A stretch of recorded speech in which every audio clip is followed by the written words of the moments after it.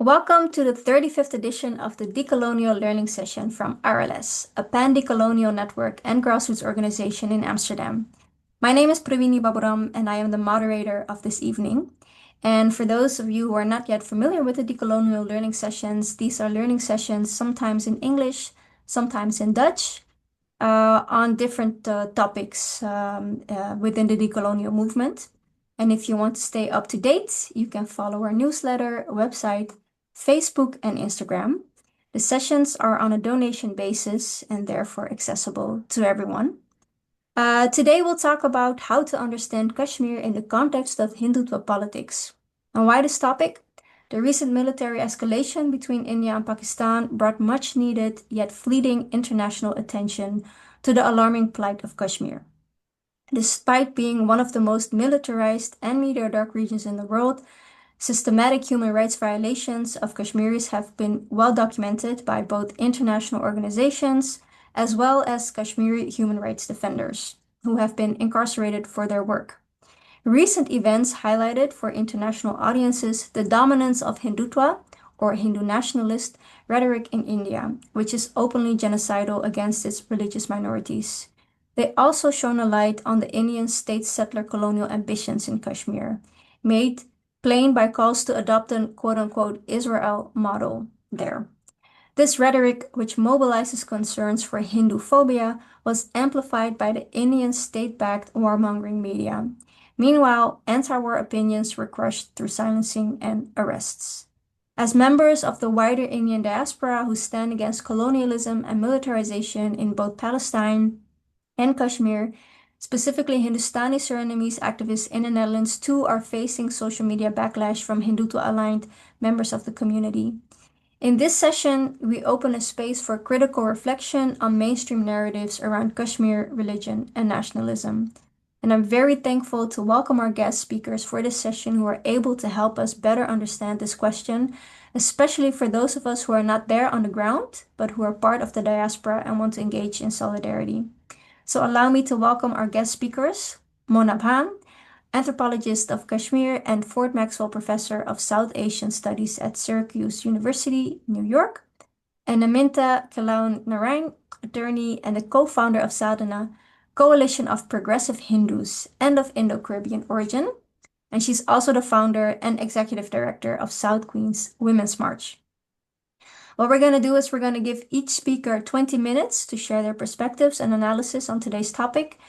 And after their contributions, we'll take a short break, and then we'll open the floor for reflections and questions from the audience.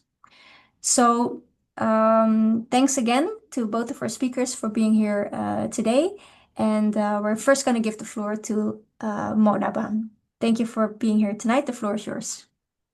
Thank you so much, Pravini, and thanks, Shruti. Thanks to everybody who's managed to bring us all together. I really appreciate the work that you do, the careful work that you do, and the brave work that it requires to bring people together in times of deep fragmentation.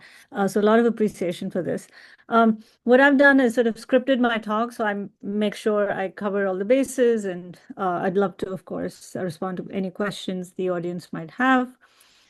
Until the 1940s, and I'll just briefly give you a historic perspective because I do think it's important to recognize the history of the 1940s in order to situate what's actually happening in the moment in Kashmir and more widely in India. So as we know, as some of us might know, until the 1940s, the princely state of Jammu and Kashmir was governed by a Hindu Dogra monarch, not at all a representative authority, under whose rule there was forced begar or forced labor and systemic and systematic exploitation of Kashmiri Muslim peasants and artisans and folks from other walks of life. In 1947, during the upheaval of partition, the princely state of Jammu and Kashmir was facing internal unrest and an armed uprising, which is called the Punj Rebellion. And this was a rebellion by Muslim peasants against the Dogra regime's oppressive taxation and exploitative treatment. Amid this growing rebellion and rising tensions with neighboring Pakistan, Maharaja Hari Singh was the name of the Dogra king at the time. He signed the instrument of accession to India under contested and provisional conditions. But it's very important to, why I'm recounting this history, I'm sure a lot of you know this history already, but my reason to recount this history is to make sure that we recognize that right before this accession was signed, there was religious violence against Muslims in Jammu, the Jammu province of Jammu and Kashmir. For those of you who might not know this, the princely state of Jammu and Kashmir was divided into three provinces, Jammu, Kashmir, and Ladakh. And this Jammu is now predominantly Hindu, but back then it wasn't. Sorry, I saw a hand up. So what happened was right before this accession was signed, this religious violence against Muslims in Jammu, which is, by the way, hardly talked about in mainstream historiographies on Kashmir, it dramatically shifted the demographic makeup of Jammu. In October 1947, tens of thousands of Muslim residents of Jammu were killed or they were forcibly displaced in a campaign of targeted violence. And this was reportedly carried out by Dogra state forces or the monarch's forces. These are Hindu extremist groups and local militias. The massacre led to a massive exodus of Muslims to the then newly formed Pakistan, and it significantly altered the region's demographic composition. The accession was intended to be temporary and limited to matters of defense, foreign affairs, and communications, with the explicit understanding, which was endorsed at the time by Indian leaders and the international community, that the final status of the region would be determined by a plebiscite, allowing the people of Jammu and Kashmir to decide their own political future. In the Kashmiri political imagination, the Kashmiri struggles against foreign or occupying powers predates the formation of India and Pakistan, and of course, India's partition into these two nation states. And since then, of course, what India has done, at least until 2019, was play with this idea of democracy, which for Kashmiris is a dirty word. And it has, since 1947, helped India sustain its occupational apparatus in the region. Electoral management has been used to silence dissent or quell representative voices that imagined Kashmir's alternative futures outside the confines of Indian territoriality. By now, this is old news for Kashmiris who have now experienced several electoral cycles, each of which has left more of them dead and even more disenfranchised. And this, of course, applies to the current state even more than in the past, which I'll come to briefly. So the provisional arrangement, in the instrument of accession was codified in Article 370 of the Indian Constitution, which granted the region a special autonomous status. Over the decades, however, this autonomy was systematically hollowed out through political interference, constitutional manipulations, and of course, increased militarization. In recent years, a new and more aggressive phase has taken shape, described by many as Hindutva-inspired settler-colonialism. Within this narrative, Kashmir is no longer seen or is not necessarily framed as simply a Muslim majority region with a distinct political identity, but as an integral Hindu territory and often the cradle of the Hindu civilization. So claims of Hindu indigeneity are strategically deployed to legitimize cultural and territorial dominance. This ideological shift is being operationalized through state-led land grabs, the dismantling of residency protections, and the placement of non-local Indians in key employment and administrative roles, fundamentally trying to reshape the demographic composition of the region. And this happened after the abrogation of 370 on August 5th, 2019. So newly introduced residency laws allowed those who had resided for 15 years in Kashmir or studied in the state for 7 years or more. It allowed them to qualify for reserved jobs for domicile categories. And the children of army officers, militants of paramilitary organizations, and government officials were also considered eligible for these reserved jobs.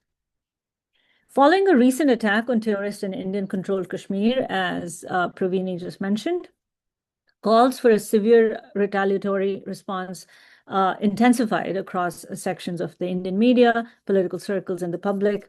Prominent figures such as former Jammu and Kashmir Police Chief S.P. Wade, former army generals, etc., advocated for an Israel-like approach, explicitly referencing the ongoing Israeli military campaign in Gaza that has killed by now just thousands and thousands of Palestinians. Television host Arnab Goswami escalated this rhetoric by comparing the April 22nd attacks in Pahalgam to Hamas's assault on Israel on October 7th, framing it as a turning point that justified military aggression by India. Some commentators went further, calling for the flattening of Kashmir and turning Pakistan into another Gaza, echoing a growing demand for vengeance that has sparked fears of collective punishment among Kashmiris. Recent accusations of Hinduphobia are also actively drawing on Zionist narratives of anti-Semitism to legitimize fabricated accounts of Hindu persecution by Muslims. Hindu right-wing violence in Kashmir and India has reshaped Hindu diasporic politics in the US and elsewhere, as you very well know, where discourses of Hinduphobia circulate back to India to reinforce a sense of global Hindu victimhood, centered on the displaced Kashmiri Pandit figure. Hindu nationalist groups in the US invoke Kashmir to justify anti-Muslim hatred, both locally and in India, while obscuring the Indian state's imperial domination of Kashmir and its genocidal politics against Kashmiri Muslims more broadly. This partnership between India and Israel has moved beyond discourse into concrete economic exchanges, particularly in arms trade, military technology, and surveillance systems. For example, during the ongoing genocide in Gaza, Hindu nationalist trolls based in several Indian cities amplified Israel's disinformation campaigns against Palestinians. At the same time, Israel has deployed Indian-produced combat drones in Gaza, while India has relied on Israeli weaponry in its recent war with Pakistan. Of course, all this is framed under the guise of counter-terrorism. That is the legitimizing rhetoric often used in these interventions. In international media, of course, as Pravini mentioned, Kashmir often fades from attention once periods of military escalation subside. However, this intermittent focus misses several persistent misconceptions and critical perspectives that continue to shape the mainstream narrative and then feed into this frenzy around Kashmir when something dramatic or spectacular, such as the Pahalgam attack, happens. So I'll take some time now to talk about some enduring misconceptions in the ways Kashmir is portrayed in the international media, but also in domestic media in India. So, of course, in India, it's an integral issue. India's integral issue, so they don't even accept Pakistan as a legitimate stakeholder. But in the international media, what you often see is also another kind of a misconception that's really proved detrimental to understanding Kashmir's situated particular histories. So Kashmir is framed in these international media circuits as a bilateral territorial dispute between India and Pakistan. This reductive lens obscures the voices and aspirations of the Kashmiri people themselves and detaches the issue from its roots in international law. Despite being one of the oldest unresolved issues on the United Nations agenda, it's often treated, as I said, by India as a domestic matter in what scholars have called the domestication of the Kashmir question in India, but also its sort of bilateralization, if you will, in international circuits. I want to kind of talk a little bit about what this domestication looks like. And scholars have argued that this domestication, it's not incidental, but rather a deliberate political move by successive Indian governments over time. And it serves to depoliticize the issue internationally and normalize it as an internal matter of development and governance. The abrogation of 370 in 2019, of course, is a case in point. It was widely projected as the beginning of a new era of development and integration, with little regard for the political, legal, and historical dimensions of the issue and how it has been carried out through, or how Indian rule has carried itself out in Kashmir through years of lawfare.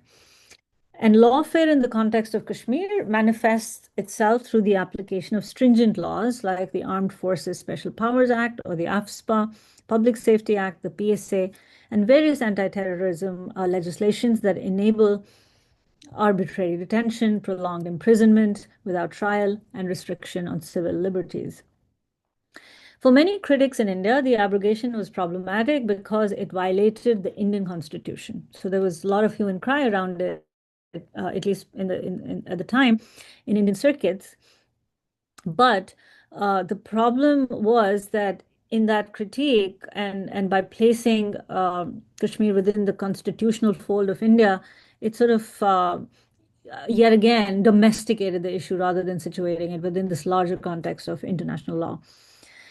And it was sort of lost on a lot of these critics that the Indian legal and constitutional regime in Jammu and Kashmir has always, for decades now, operated as a system of permanent emergency and counterinsurgency, where special laws and extraordinary executive powers have been used consistently to suppress political dissent by treating any form of dissent as a security threat. So this legal framework allows broad detentions. I've talked about this, military police violence.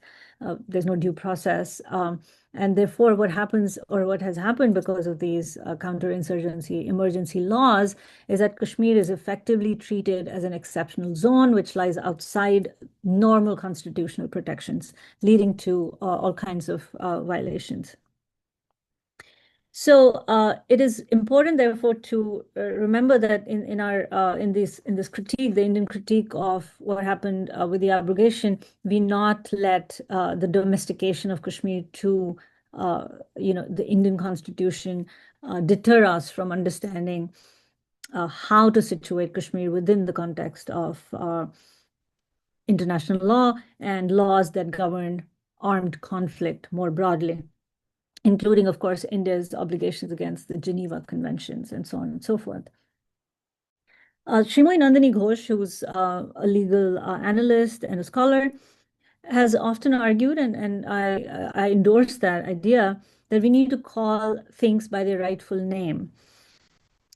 Because what happens otherwise is that legal categories can somehow prevent us from recognizing what is truly at stake. So, for example, accepting slavery simply as a legal infraction doesn't really do much because it was legally permissible to own slaves. And therefore, we have to also question the limits of law. We have to question whose narratives law eventually serves. So that is kind of a larger idea that I'm trying to also push for, is this recognition that, we cannot limit our critique of what India is doing in Kashmir to a matter of constitutional, clarity or constitutional provisions alone, because that constitution has never actually upheld rights for Kashmiris in the first place.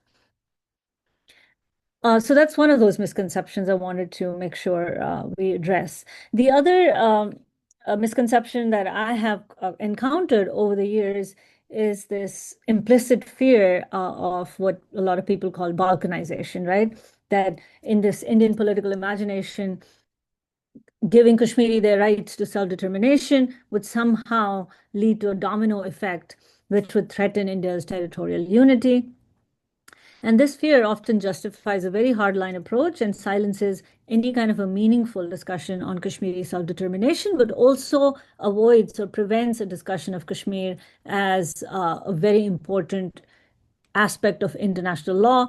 And no other state in India has that UN mandated right to self-determination, and therefore we cannot treat it as a domestic issue. So I think this fear of balkanization also builds on a fundamental misconception that treats Kashmir as India's internal matter. And coming back to this idea of development, which is also something I feel we need to really undo the myth of development, because development has always come with an ideological baggage and different kinds of ideological baggages, if you will. So, for example, historically, the Congress Party always instrumentalized Kashmir to project its brand of secular nationalism, often downplaying the role of religion or denying Pakistan's relevance as a stakeholder. I've mentioned that already. So this idea was that Kashmir was important to India because Kashmir justified India's status as a secular polity compared to Pakistan, which was based on Islam and so on and so forth. And since Kashmir was the only Muslim majority state, India needed Kashmir to uphold its secularity. And more recently, though, the coin has flipped completely with the BJP now imagining Kashmir not as its sort of secular stamp, but instead as the cradle of Hindu civilization, aligning it with its majoritarian vision for the Indian nation. But in both these frameworks, and I've argued this elsewhere, in both these frameworks, both when India wanted to present itself as a secular bastion, and now in its Hindutva avatar, development in both these instances has been evoked as a panacea, which is used to gloss over the region's political grievances and frame them as mere economic or administrative shortcomings. So this idea that Kashmiris are alienated from the Indian mainstream, the very idea of alienation was meant to depoliticize conversations about sovereignty, Kashmiri sovereignty, and Kashmiri right to self-determination. So such narratives not only erase the lived experiences of Kashmiris, but they also contribute to the normalization of an unresolved and highly militarized conflict. A more honest reckoning would require the issue to would return the issue to its rightful context within international law and recognize that peace and justice in Kashmir cannot be achieved through economic development alone, but through political resolution that centers the Kashmiri people and their mandate. I want to touch briefly on a few other misconceptions. There's so many, but I'll try my best to at least address some big ones that I think I have encountered repeatedly in mainstream media, but also in conversations, closed door conversations I've had with allies and comrades. So one of the other misconceptions was that, under Article 35A and 370 before 2019, before these constitutional provisions were revoked, women who married outside of the community could not access state subject rights. They had no rights to claim citizenship. They lost their rights to citizenship, and so on and so forth. So the idea was that the BJP and its ideological partner, the RSS, used claims of gender discrimination under Article 35A as a political tool to justify revoking that autonomy. Although the law was alleged to discriminate against Kashmiri women married to non-resident Kashmiris, legal rulings had already protected their rights. The gender argument aligned with stereotypical portrayals of Kashmiri Muslim men as patriarchal oppressors and Kashmir's autonomy as enabling injustice. The narrative gained widespread support, including among Indian feminists, despite its flaws and the ongoing human rights abuses by Indian forces in Kashmir. Indian feminist solidarity largely focused on human rights within India's constitutional framework, avoiding the deeper political issues of Kashmir's disputed status, which indirectly supported the nationalist agenda. Following the revocation, widespread militarization and repression unfolded, with little feminist opposition and even public celebrations involving misogynistic rhetoric, highlighting the instrumentalization of gender rights to advance Hindutva's nationalist project. Likewise, there's this, the way gender was hyper-politicized as a way to justify the revocation. Likewise, there were issues I don't know how many of you have heard this, but issues with West Pakistan refugees was used again to drum up support for why the abrogation was a progressive move, why it was necessary.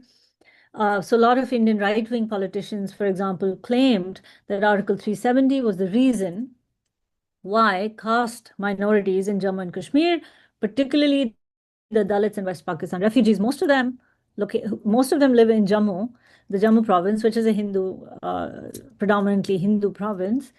how they were prevented from accessing basic social and political rights that were available to caste-oppressed communities elsewhere in India. That was the rhetoric.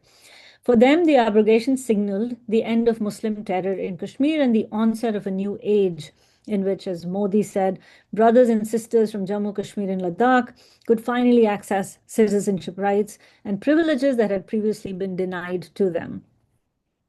In doing so, the mainstream political discourse attributed West Pakistan refugee marginality or Valmiki marginality. Valmikis were the Dalit group that was brought in to Kashmir in the 1950s to replace striking workers in Jammu to do the work. And since then, they couldn't vote, they couldn't exercise citizenship rights, and so on and so forth. But that was mostly because the larger issue of the political issue of Kashmir was left unaddressed. So it's interesting how in this moment, Dalit rights and oppressed caste rights were used to justify a full sort of clamping down on Kashmiri rights over their territory, over their land, and so on and so forth. So an exclusive focus, and in addition to that, an exclusive focus on non-permanent communities such as West Pakistan refugees, etc. What was also ignored was the abrogation of the Jammu and Kashmir Resettlement Act of 1982, which could allow the return of displaced Muslim Kashmiris, most of whom were in Pakistan or ended up in Pakistan after 1947. So according to some provisions, earlier provisions, there was a possibility for these refugees to return from Pakistan, but after the abrogation, there is no such provision. So on the one hand, while you were increasing or trying to use caste to drum up Hindu demographics of the state, you were also trying to prevent Kashmiri Muslims settled in Pakistan or settled in Azad Kashmir now from returning to reclaim their land in Kashmir. So there was a lot of that stuff happening, and there's a lot of misconception around it. So I just wanted to make sure I bring it up, and I'll be happy to respond to questions if things are still unclear. So I'm just going to quickly wrap up. So what I think ultimately the international community has to do is engage in a process of remembrance and recognition, especially at a time when voices from Kashmir are being censored, they're being erased, they're being disappeared. The ongoing illegal detentions, restrictions on movements, book bans that were imposed recently across the region have had a crippling effect on freedoms and the collective memory of Kashmiris. Journalists forced to abandon their work, and the silencing of human rights defenders threatens to erase contemporary histories that are vital to understanding the lived realities of the people. And in the absence of credible records, dominant narratives focus narrowly on grand infrastructural projects, such as the Chenab Bridge, overshadowing the human stories and human rights violations that remain at the heart of the Kashmiri struggle. To counter this erasure, the international community, in my view, must support and amplify the efforts of those documenting and archiving Kashmir's complex realities. It is crucial to challenge the algorithmic normalization on digital platforms that can obscure critical voices and advocate for freedom of expression and movement. Recognizing that Kashmir's histories are being erased and people are pushed into darker futures, it's an urgent call to reckon with the beast of Hindu fascism that is fully entrenched in India and shaped politics of the Hindu diaspora elsewhere. But I look forward to the conversation and also look forward to learning from others about the strategies that they have developed or they've used to combat fascism in the diaspora. Thank you for giving me the space and time. Thank you so much, Mona, for addressing so much in the very short amount of time you had. We really appreciate it. I think, yeah, I won't even begin to summarize because that wouldn't do your contribution justice. But what I take from your analysis is really the different types of narratives and discourse that are being used to claim the territories that have an indigenous struggle that is multi-religious in Kashmir, and also addressing a lot of the misconceptions that we need to be mindful of. And thank you also for yeah, offering us some ideas about how we can be in solidarity and amplify Kashmiri voices. So thanks again for your contribution. I am going to give the floor now to your colleague, Aminta Kalawanarayan. Very happy to have you here. And Aminta is also part of the Indo-Caribbean diaspora. This particular session was also based on the need of the Indo-Surinamese diaspora in the Netherlands to figure out how to relate to all these developments. So we're really happy to have you here, Aminta, to also share your experience in the US. So floor is yours. Thank you so much, Pravini, and thank you, Mona. I also gleaned so much knowledge from just being part of this conversation. So thank you so much for inviting me to be part of this conversation. I am also, in addition to Pravina's introduction, I am also a proud member of Hindus for Human Rights. And it is in that vein that I speak to you today. I want to preface this by saying I am by no means an expert on the issues surrounding Kashmir. However, as a local activist and advocate, I do think it is important, particularly from a practicing Hindu, to to really frame this narrative in a way that informs a lot of the struggles that those of us in the diaspora feel when we want to align ourselves with human rights advocacy and face a lot of challenges in doing so. So, by way of background, my parents are Guyanese, so they migrated to New York City from Guyana in the late 1980s, and before that, our ancestors migrated from India to the Caribbean in the early 1800s. So, I think that for purposes of this conversation, it is important to note that my foreparents were twice removed from the motherland, and as a result have held that much more closely to those traditions and the heritage that that connects them back to the motherland. And a lot of that has to do with their faith identity. And unfortunately, as a result of colonization across the board, including noting the fact that Guyana itself was a British colony, our colonizers used that to oppress many of us, and as a result, attempted to have us assimilate and take away part of our identities. And so there is this really strong need to maintain that identity. And I'll say this that there's a bhajan book I sing in my Hindu temple, and there's a bhajan book that um, the local priest created with songs and religious um, hymns for Hinduism. And the cover of the book is actually the goddess Mother Durga, but she is in flames and is holding an orange flag. And very much emblematic of Hindu nationalism. And yet, I think a lot of Guyanese folks who have purchased the book or used the book proudly don't realize the very subliminal ways in which Hindutva narratives and ideologies pervade and are very insidious to our identity. I myself didn't understand that deeply until I started to organize with Sadhana, Coalition of Progressive Hindus, alongside my sister in organizing, my mentor in organizing, Sunita Viswanath, who is the founder of Hindus for Human Rights. But it is very much a part of Indo-Caribbean identity, and we don't really realize it at times. So, what I will say with regard to the larger narrative that we're having today is that at Hindus for Human Rights and more broadly in grassroots organizing in New York City that I'm a part of, we must approach these conversations from a place of deep care for our communities, the ones that we live in, but also a commitment to justice everywhere.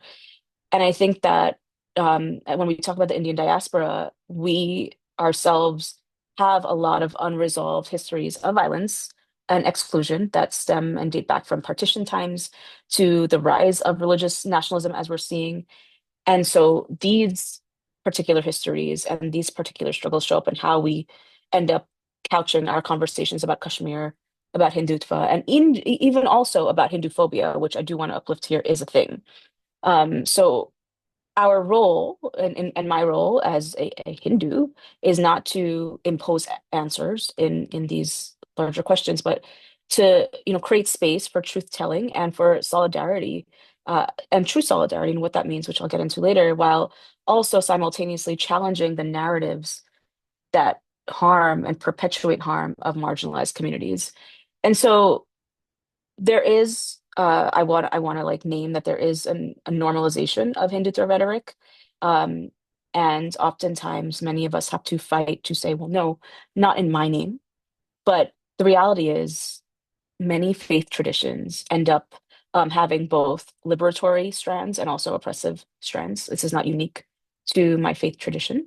And the liberatory vision of the Hindu tradition is deeply rooted in concepts like ahimsa, nonviolence, nyaya, justice, and sarvadharma sambhava, which is pluralism, very much entrenched in Hinduism.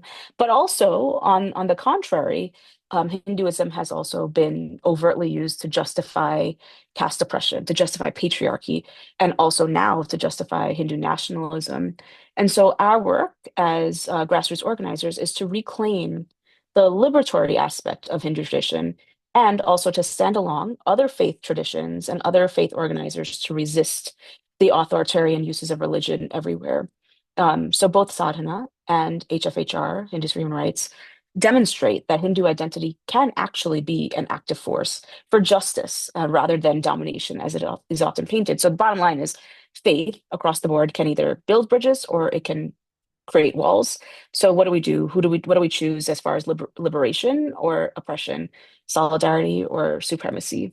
And I understand from Pravini that in the Netherlands, where I actually have relatives as well, Hindustani and Surinamese activists are actively facing backlash from Hindutva aligned voices in the community. And I want to harken back to the founding story of Sadhana. So Sadhana was founded in part as a result of my partner Rohan and I seeing a film screening called a film called Sita Sing the Blues at my law school at the time. I just started law school, and I loved this film because it was an adaptation of scriptures that I held dear called the Ramayana. But it was an animated adaptation that was done by a Jewish divorcee. And there were some parts of the film that one would say maybe are off color or not necessarily accurately depicting what is written in the Ramayana, the scripture. And as a dare to my partner, I said, "Hey, why don't you try to screen this in our community?" And he took me up on the dare and attempted to screen the film at our local temple. For dialogue purposes, not to say that everything was accurate or not to say that, it was entirely aligned to the faith tradition. Unbeknownst to him, it resulted in hundreds, if not thousands, of hate emails coming into his inbox from Hindu nationalists in India.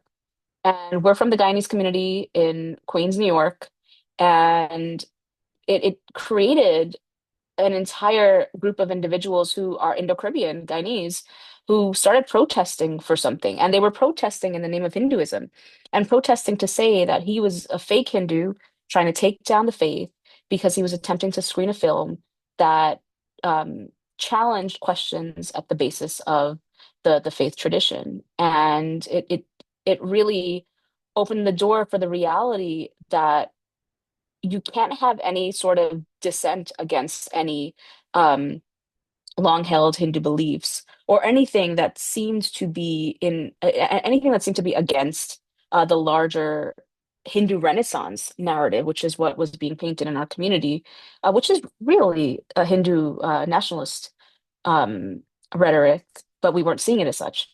And ultimately, he couldn't screen the film because, at least not in the ways he wanted to, at least publicly. Ultimately, the film was screened in the living room of his parents' home, and it resulted in Sunita finding out about this. And we all got together and said, well, hey, why is it that we can't have a group of Hindus, of progressive Hindus, who can't come together and say, yes, we are Hindus, but we stand for justice for all people, regardless of their faith tradition. Um, And we can do that. And in fact, it's inherent to our faith. And that in the long term resulted in the creation of sadhana, which became a voice for progressive Hinduism and for the merging of social justice values at the heart of Hinduism, as we felt, merging with the values at the heart of Hinduism, as I mentioned, and a long road ahead of still to this day being told that we are fake Hindus because we are standing for the rights of people who are not Hindu. Um, and and um, and I think that lends itself to the conversation we're having today as far as um, the issues around Kashmir. And I think that at the end of the day, what we must do as those who are not Kashmiri is to allow those with lived experience to lead the narrative and lead the conversation, um, particularly with regard to the fact that there's a media blackout. I think that the media often presents Kashmir through a very narrow state-centric lens, either as a problem of security or as really a proxy for the India-Pakistan rivalry, but that framing erases the voices of those who are impacted themselves, of Kashmiris themselves, particularly those who are most marginalized, women, Dalits, and other marginalized groups within Kashmir. And as diaspora Hindus, our responsibility above everything else is to listen first and not speak on behalf of Kashmiris. And also the dominant narrative conflates, and unfortunately, this is a reality across the board in many ways, it conflates the criticisms of the Indian government with hostility towards Hindus everywhere. And I think that shuts down a much needed debate that must occur. So HFHR would say that human rights has to be at the center of the conversation, which means lifting communication blackouts, protecting freedom of the press, and also ensuring accountability for state violence. But again, bottom line, we have to center Kashmiris when we talk about Kashmir, and we have to reduce these reductionist geopolitics that keep happening and keep threading through the narrative and challenge the silencing of the voices that ultimately speak to the dignity and self-determination of Kashmiri people. Um, I also want to say, as an organizer in New York City and really focused on grassroots movements, focused on interfaith organizing, and focused on building tools for liberation, um, we must show solidarity without, again, speaking for other people. Um, that means that we show up in large numbers for the struggles of those like those in Kashmir or Palestine or amongst Dalit and Bahujan communities without taking over the leadership or appropriating their voices or controlling the narratives. That means taking a step back, and it means centering those impacted communities, amplifying what they've determined to be their demands, and checking our own privilege. Um, I have privilege as a Hindu in this conversation. Um, and so it's important to check that privilege. And it also means being earnest and being honest about where the communities that I'm from have caused harm and take responsibility for what repair looks like in the long term.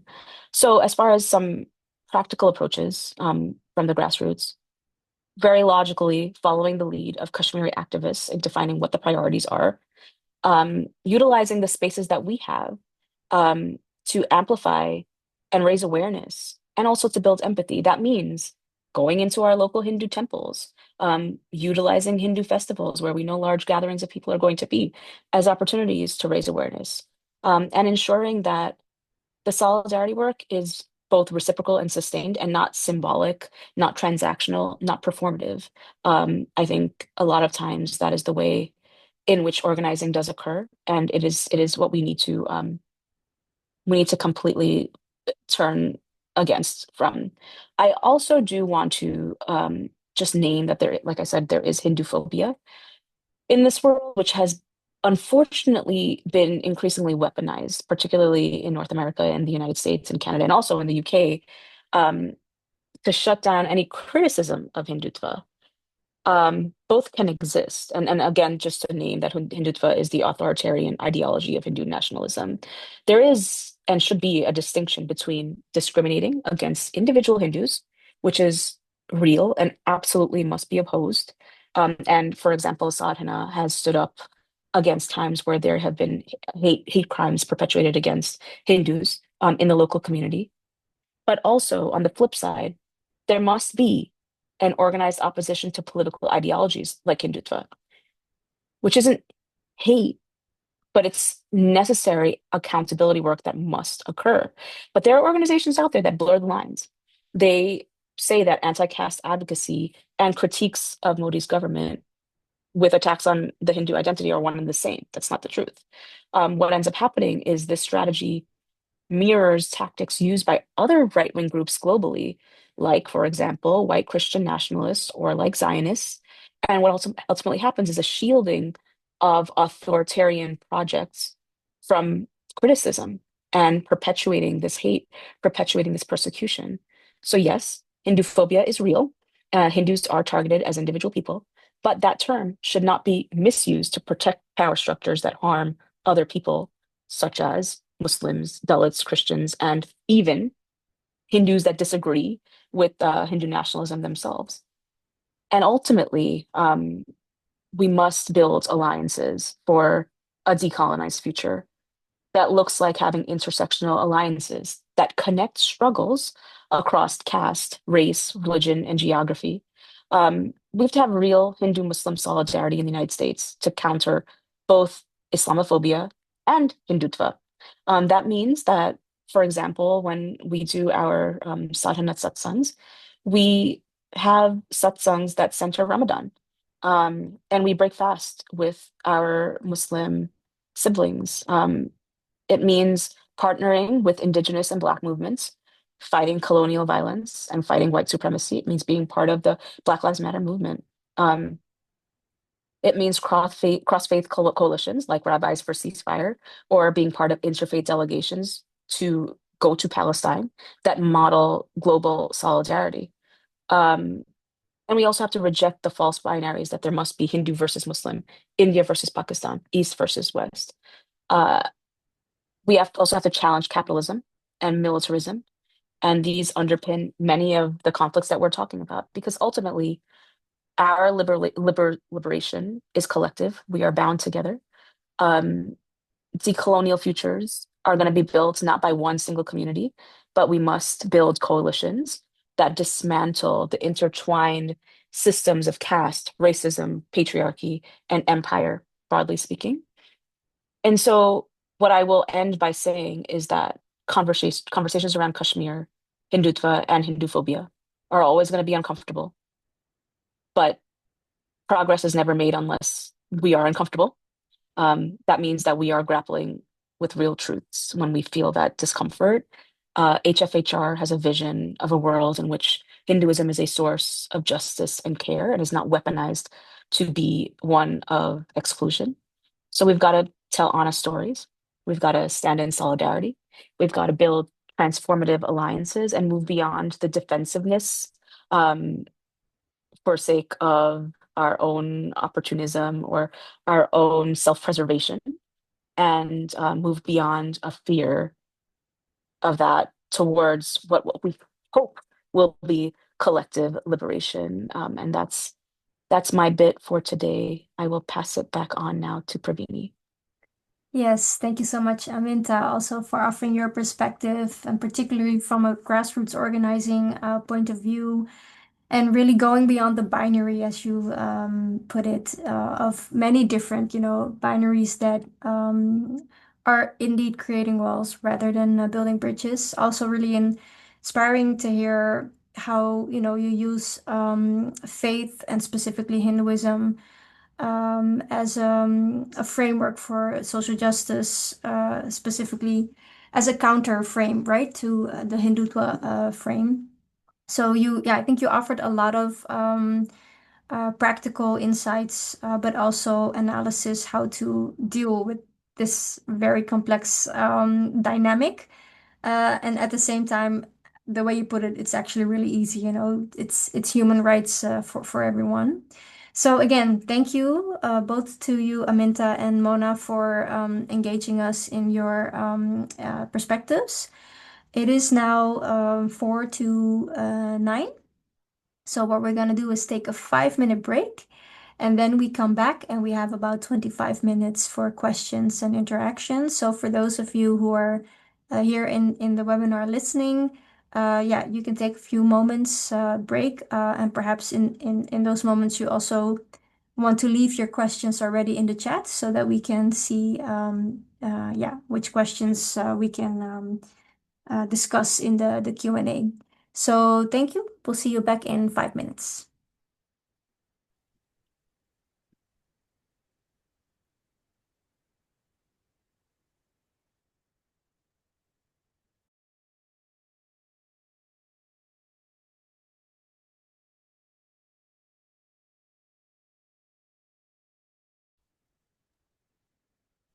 All right. The few minutes are up, so I suggest we come back and start the discussion. Since it's a small group, we suggest to open the floor for people who also want to engage with our speakers. So you can leave your questions in the chat, but you can also post them personally, engage in the conversation with everyone today. So if there are any questions, you can raise your hand and we can give you the floor. But to start off the conversation, perhaps, and then you can think of your questions if you have any. I will post the first one because obviously the contributions have also sparked my questions in my mind, and I was really yeah curious also to hear both from Mona and Aminta on yeah the position indeed of Hindus and the discourse around that in the diaspora, because indeed that this is something as someone who identifies as Hindu, I also recognize this idea of victimization, and I think Mona addressed it. There's a lot of parallels that I see with Zionism, where any critique on Hindutva is being framed as Hinduphobia, forms of Hinduphobia. And at the same time, this is something that I struggle with in the Netherlands. Like Aminta said, there is indeed, there are experiences of discrimination for Hindus who are in at least the Netherlands and the global north are they're part of a marginalized community. So also kind of grappling with the difference of positions of power in different contexts. I was also curious to hear, some of your reflections on how to perhaps deal or navigate with being part of a minority in the Netherlands or, in the US as a Hindu, part of the Hindu community, and indeed feeling that Hinduism is something that empowers you to claim your rights in that particular context. And at the same time, I think a big part of the diaspora is not aware of what it then means to move to, the context of India being part of the majority there and a completely different dynamic. So I realize there's not a clear question. It's mostly a reflection, but I am curious to hear your thoughts about this difference in position of power for Hindus in, outside of India, specifically in the global north and inside of India, and perhaps also some, yeah, ideas how to engage our community with that conversation. And maybe Mona, you want to start off? Sure. I mean, I can offer some reflections. I'm also trying to formulate a cohesive response. It might not be as cohesive. I think, to your point, I mean, I'm not denying that there's all forms of racism. There's all forms of bigotry. I think it's obviously very difficult to parse one from the other. When is it that you're being targeted as a Hindu versus when are you being targeted as a brown person? Yeah. Being targeted for some other identity that you might have. I mean, I'm not saying that targeting has not happened, going back to, how we just heard from, from grassroots organizing, that people have done and seen these instances. So I don't think I have any rights to say that people are not entitled to those experiences if they've suffered that. But I think it's really important to also bear in mind that this sort of a comparison that is being drawn between what's happening with anti-Muslim racism and anti-Hindu racism is somehow at par. Mm-hmm. I feel and I've actually written about this. There's something I call Hindu exceptionalism.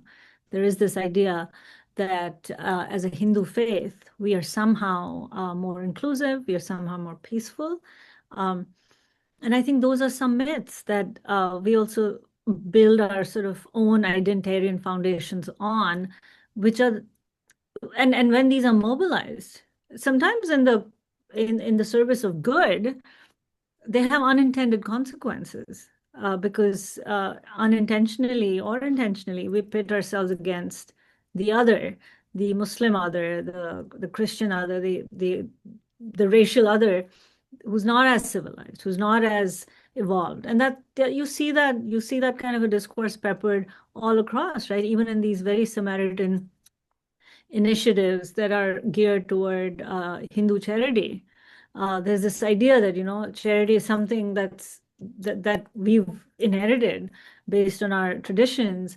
But I think that unfortunately, in a context where things are so deeply polarized already, where things are already pinned on Muslims, and where Muslims are represented as the ultimate terrorist, uh, things, exceptional narratives like this actually do the work of consolidating these binaries. So even when we're trying sometimes to do good things, I think it's really important, perhaps in my mind, and we could have differences in that. I think in my mind, I don't see anything Hindu about it, per se.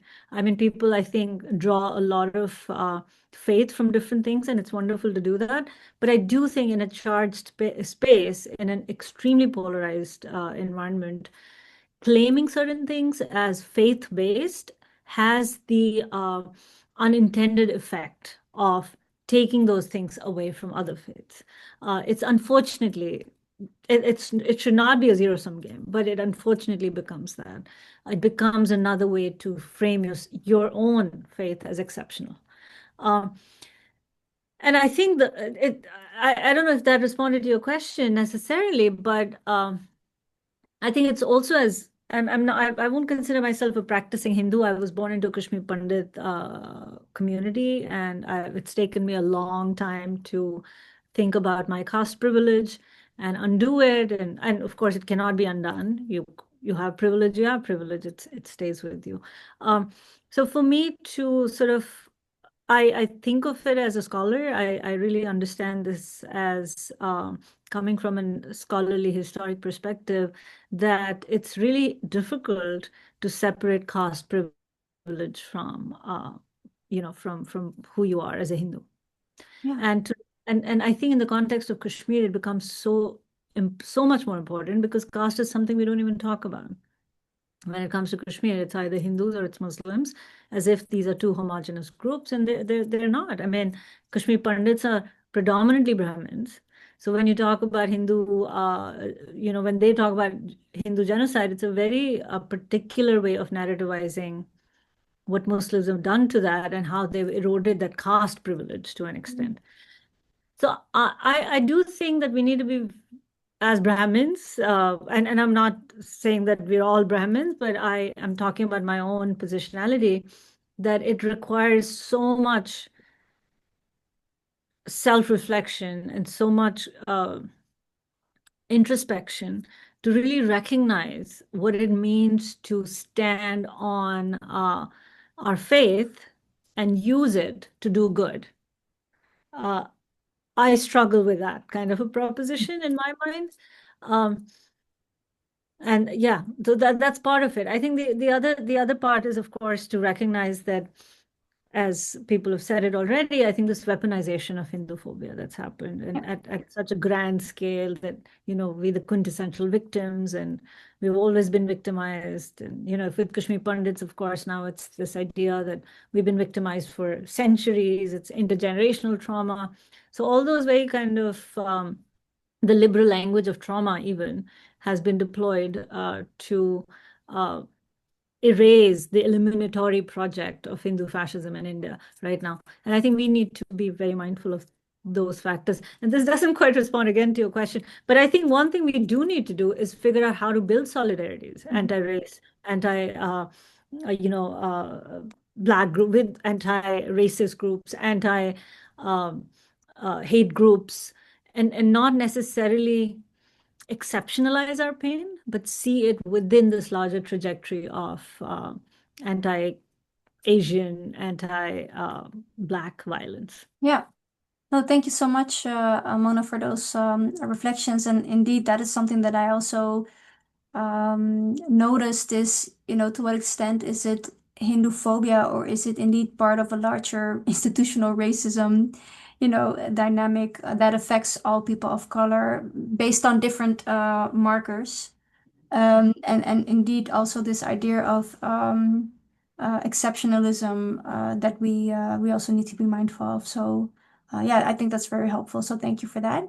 Aminta, do you also want to add to that from your Yeah, perspective? sure. I will absolutely add similar but different perspectives. So I think as an Indo-Caribbean, I'll also say our journey is a little bit different in that we were, taken to the Caribbean as glorified slaves, as indentured servants. Many of us don't even know what caste we belong to.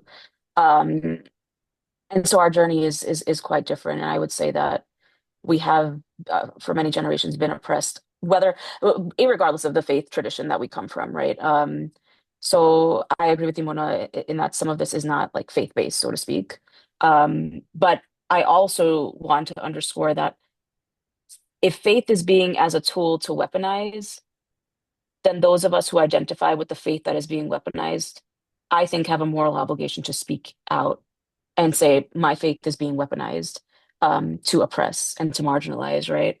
Um, Particularly when we don't want to be blacklisted because of our faith. And I think that's where I come to the table too, where it's like, is it a bad word? Is it a bad word to say that I'm Hindu? Like, wait, can I not say that? Can I not utilize that as a part of my identity, but also not be a nationalist? Like, which is why it is therefore that much more important to name when Hindus are oppressed too, because it's like, well, if you don't, then you're making their case easier for them to say, oh, well, you're not standing up for Hindus. How come you're standing up for everybody but your own, right? And so then there's this question of like, for example, in I'm hope I'm saying this right, Palgam, right, where many of the people that were targeted on April 22nd were Hindus, right? So, and if we don't say that, then we're told, oh, well, you're not saying that. And it's just this like it's this conundrum where again we're making their case for them. Um, and it doesn't help when we don't name and we're silent on that, and then we're trying to speak up for those who are, I agree with you, more marginalized. And I think the challenge too is that a lot of us, as like an organizer and as an advocate, a lot of times we're fearful to name ourselves as Hindu in these spaces, and thus there is a like almost a total silence of those that identify as liberatory Hindus. Um, but there are people who have to be that force. Um, Otherwise, where does that lead us? Because there is a faith-based component to this, I think. In New York, there and elsewhere, there is an organization called Jewish Forces for Peace, and they fight against Zionism. And they are a very important, powerful, and urgent force when it comes to speaking up against Zionism as those who identify as Jewish. So um, some people have to occupy that space. Not all of us do, but some of us do, because too often than not, religion is being used as a tool for hate. And so I think part of the resistance requires those of us who are faith-oriented to speak up as well and be part of the discourse. Otherwise, I don't think we're going to make the kind of progress that we seek to. I don't know if that answers the question, but Well, yeah. that's my my Sorry, response. can I just Yeah. interject Yeah. about Pahalgam? I mean, that's such a illustrative moment, right? Where, as you rightly pointed out, you know, if you don't point it out, then does that create room for uh, the hyper-nationalist, the Hindu nationalist, to then occupy that space? Uh, I think that's a really fair question, but I also feel that by responding to those terms of the debate, we are actually losing sense of the bigger picture. When we, at least in the context of Pahalgam, because I think the larger context, it's so important to bear in mind that the larger context is of deep militarization, extensive security, which was just not present. And we don't even know who did it. So I think rather than asking questions about culpability, about placing not blame necessarily, but tracking it, tracking the sequence of events, tracking who actually did it and what were potentially the reasons for this to happen, we ended up coming up with these conclusions. And unfortunately, it became more about responding to what was thrown at us rather than us taking a step back and asking deeper, more political, edgier questions about what is it that was actually at stake in this moment in Pahalgam. Uh, I mean, the fact that you know, it's there's so many analysts who, of course, written extensively about this. And I think we need to take that into account. We need to take a cognizance of the fact that they might not have been Kashmiris. They might not have been, they might have been somebody we don't even know yet, whose identities we're unsure of. And so we don't know what games were played in Pahalgam. So I think so for me, that's where I feel the terms of the debate are laid out for us. And then we just respond to what's been laid out for us rather than stepping outside of that frame of analysis and providing another set of questions that might help us get to some answers, and that we deserve those answers to those questions first and foremost. So I think that's where it becomes more of a distraction than a helpful way to address what is at stake. Yeah. So while I see your point about occupying that space, I also think sometimes occupying the space means responding to the terms of the debate that have already been set by those in power. Yeah, I think it's an interesting dilemma, right? Because on the one hand, yeah, you want to offer a counter, a narrative that is part of this mainstream debate, and on the other hand, you also want to make sure that the politics behind it are also being addressed. And I think this is exactly the struggle that many of us are facing is, how does the politics and the faith aspect relate to each other, and what does that mean for our advocacy? I also see some questions in the chat, so let me post them because we have a few minutes left. There's a question for Aminta. Could you give an example of being discriminated as a Hindu in the diaspora? And Aminta, I know you have to leave Yes, in a yes. few minutes, so I don't know if you still have time to address this. Yes, I will address this question and then just say one more bit to Yeah. More respond to point? Mona, Yeah. even though Mona didn't ask a question, but I agree wholeheartedly with everything that Mona said. But I also feel that, like, for example, when we're talking about October 7th, I think just as another example of I think what we're trying to address here in the larger context, it's important to name, for example, the 75 years plus of oppression of Palestinians, but also still have compassion and empathy for those who were massacred on October 7th.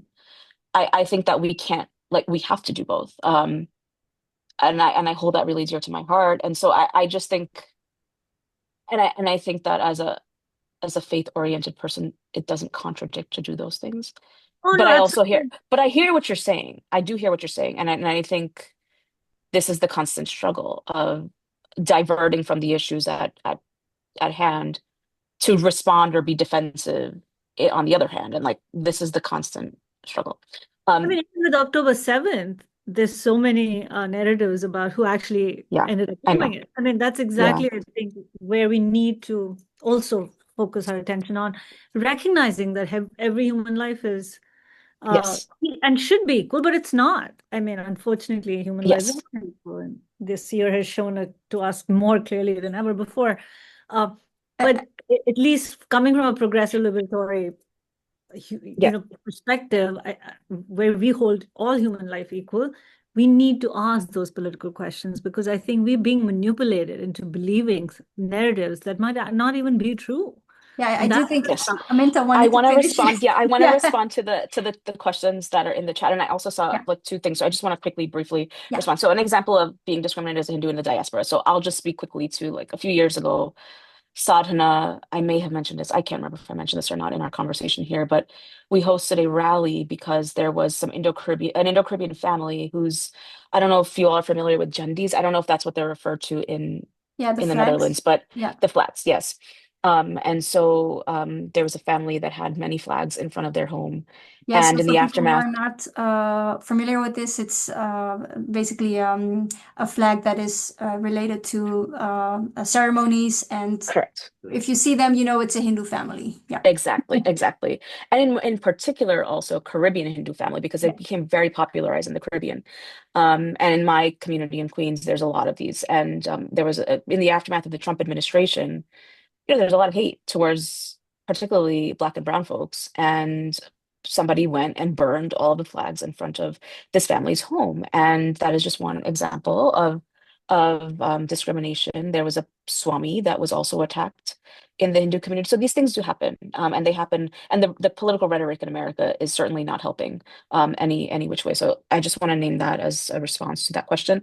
And then lastly, I'll just quickly say that with regard to Modi's visits. I know I saw he visited Trinidad. He also visited Guyana, and I don't have an answer except to say that there is this personal struggle, as I mentioned at the very beginning, with this connection to the motherland, right, of India, and wanting to maintain those ties, and also like the economic opportunities of and the just like I want to name that too, particularly with regard to Guyana. Guyana is the president of Guyana is Muslim.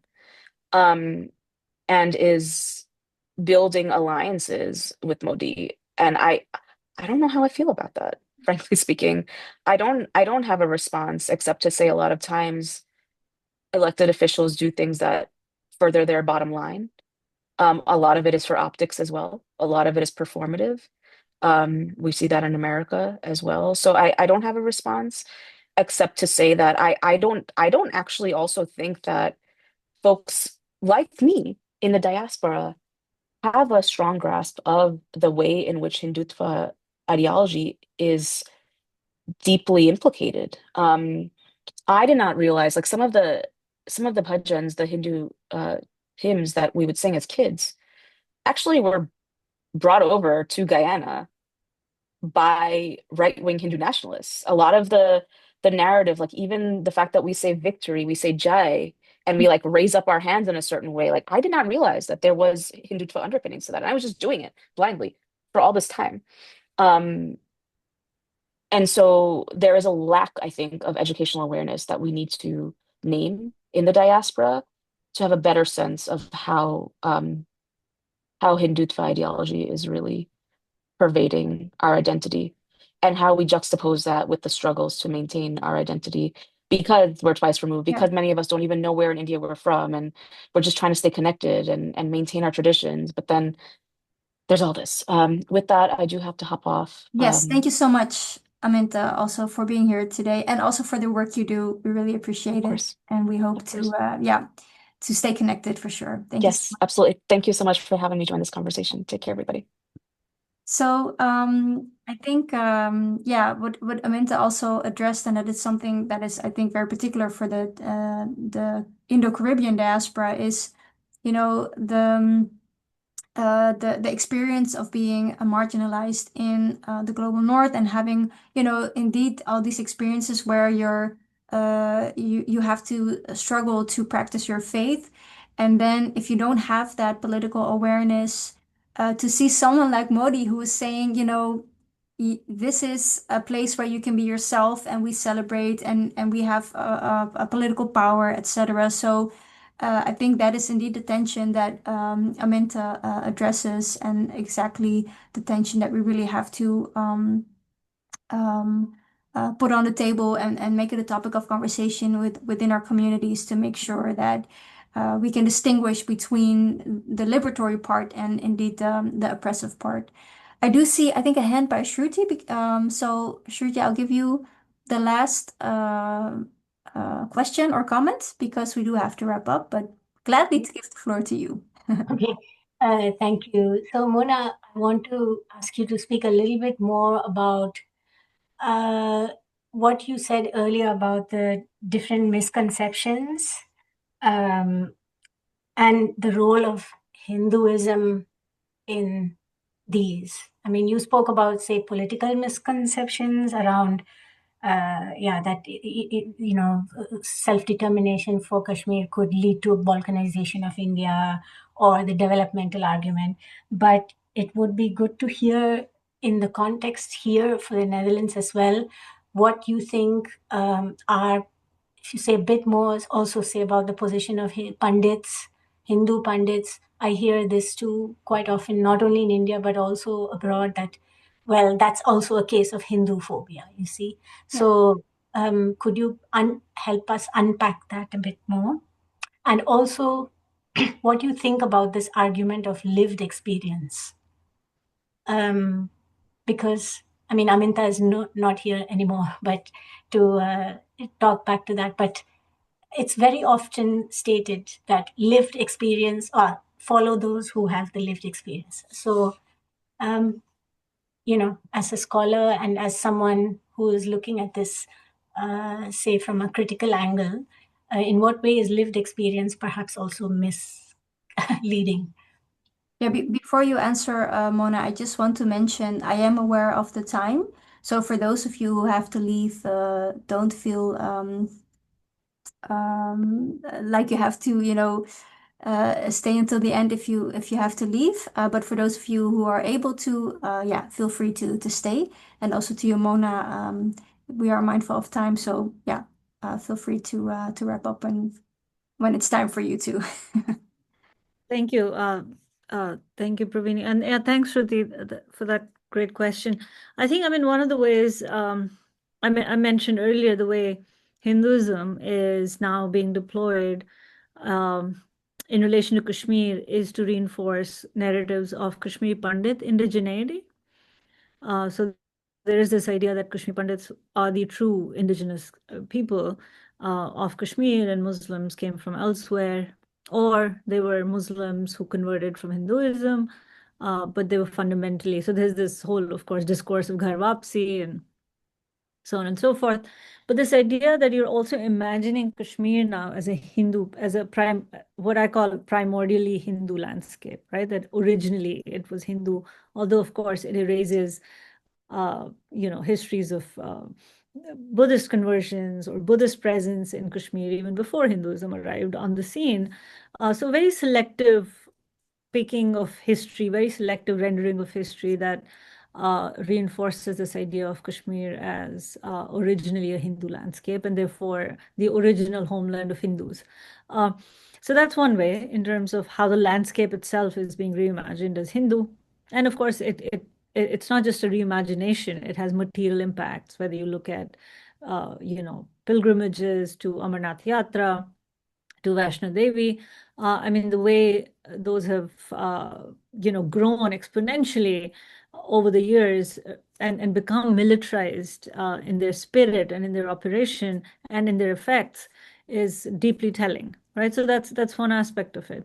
I mean, coming back to the question of Kashmir Pandits and this idea of Hinduphobia, it is fascinating I can share that article with you. I've co-written it with two other scholars where we actually go into a little bit about the genealogy of the term Hinduphobia and how it came about and in what context. And I'm sure you are aware of those histories, perhaps more than we are, because you come at it from a different context. But for us, it was fascinating to see how Hinduphobia as a discourse traveled from the US to Kashmir, or to India. So it was this reverse trajectory, right, where people had labeled it here, and suddenly it became part of people's lived experience in India. So that's why, to your point, Shruti, I don't think lived experience necessarily is devoid of politics, is devoid of socialization, it's devoid of biases and prejudices that we hold dear to our hearts that then shape how we imagine things unfolding or how we experience them on a day-to-day basis. So that's part of it. Yeah, so I think for me as an anthropologist, I of course pay very close attention to lived experience, but lived experience without any historical understanding, without any understanding of systemic forces and how they shape these experiences, how they might impinge on how you situate yourself in the world in the first place, is nothing. It's not critical analysis at all. It's this language of trauma, for example, which really forces you to only look inward rather than outward, rather than connect, rather than build solidarities, rather than understand how systemic oppression works across scales and across contexts, across generations. So you become kind of the victim because you're constantly inward looking. And I think that's certainly something we all have to come to terms with, whether as scholars or as activists. I don't know if that responds fully. I know there was some other parts that I might have missed. But Shruti, please feel free to tell me if there's anything I might have missed. I think you covered it if I see Shruti's response. So then I think we are going to wrap up this session. Thanks again so much, Mona, for being here with us. And also to Hindus for Human Rights for helping us organize this. Special thanks to Shruti and Ayn for helping to put this together. And also to everyone who attended today. This was a decolonial learning session from RLS, a pan-decolonial network and organization in Amsterdam. And if you want to know more and learn more about the decolonial learning sessions, please check out our website, YouTube channel, or a Facebook page. We have an entire blog page on our website with a lot of other sessions, recordings. So if you want to explore more decolonial perspectives, check out the website. And again, yeah, special thanks to everyone who joined to have this particular conversation. And we hope to keep the conversation going. And for now, I wish you a pleasant night. Thank you so much. Thank you so